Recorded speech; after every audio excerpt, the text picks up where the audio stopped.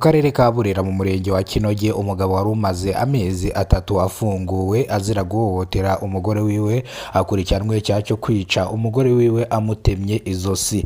Ababwiye TV na Radio 1 bavuze yuko n'ubundi mu muryango wari umaze igihe kinini ubanye mu makimbirane ashingiye ku mitungo.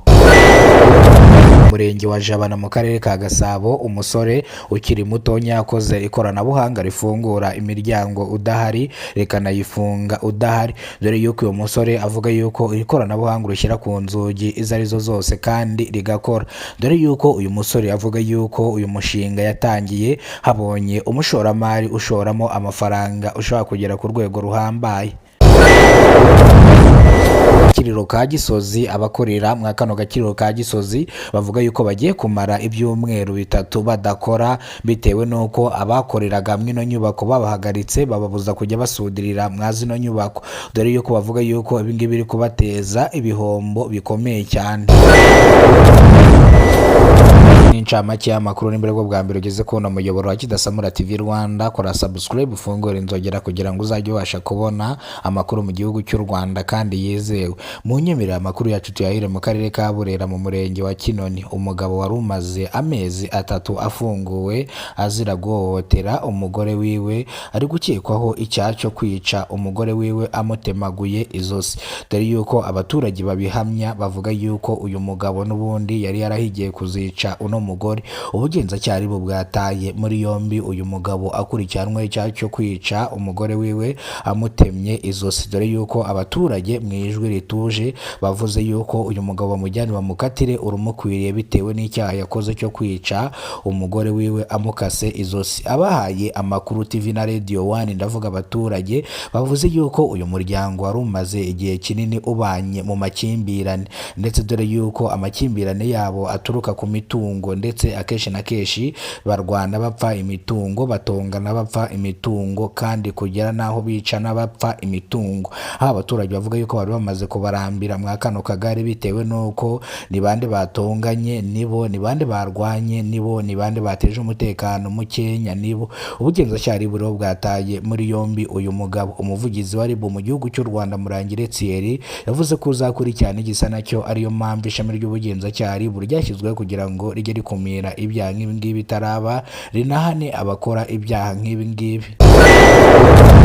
Mu karere ka Gasabo mu murenge wa Jabana umusore ukiri mutonya cyane yakoze ikoranabuhanga rifungura imiryango udahari rikanayifunga udahari, dore yuko uyu musore wakoze no koranabuhanga yavuze yuko iri koranabuhanga rijya ku nzugi izo arizo zose, dore yuko avuga yuko yongeyeho n'akandi kantu kuko inzugi bazajya bazishyiraho soni ku buryo uzajya wegera runo rugi rugataka aho uri hose. Wemeye no kwesitaraho kamera ku rugi rwawe ukareba ibiri kubera iwawe ukajya ufungurira uwo ushaka. Uyu musore avuga yuko rero uyu mushinga amaze igihe kinini awutangiye, ariko yivugira yuko habonetse umushoramari ushoramo amafaranga uyu mushinga ushobora kugera kure, dore yuko abaturage ibingibi batari kubyizera 100%. Aho abaturage bavuga ngo ni gute ngo iri koranabuhanga ryakozwe n'umusore ukiri mutonya, ese ubundi iri koranabuhanga rikora rite? Abaturage bafite amatsiko yo kubona rino koranabuhanga uburyo rikora.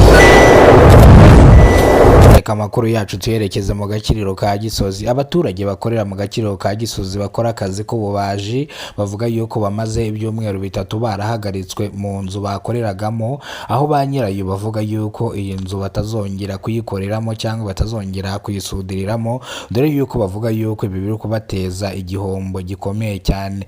Bavuga yuko iyi nyubako bemeye kuyisudiriramo kandi bari barishyuye amezi menshi cyane, bakaba basaba nimba iyi nzu bayibafungura bagakomeza ibikorwa byabo byo gusudira, dore yuko ba nyiri kampanyi bavuga yuko iyi nzu batazongera kuyisudiriramo, bavuga yuko hari ibindi bintu bagiye kuyikoreramo, dore yuko abakorera mu aka gakiriro ka Gisozi bavuga yuko ibi ngibi bigiye kubateza ibihombo cyane kandi byahagaritswe batanabateguje ngo bashakire ahandi.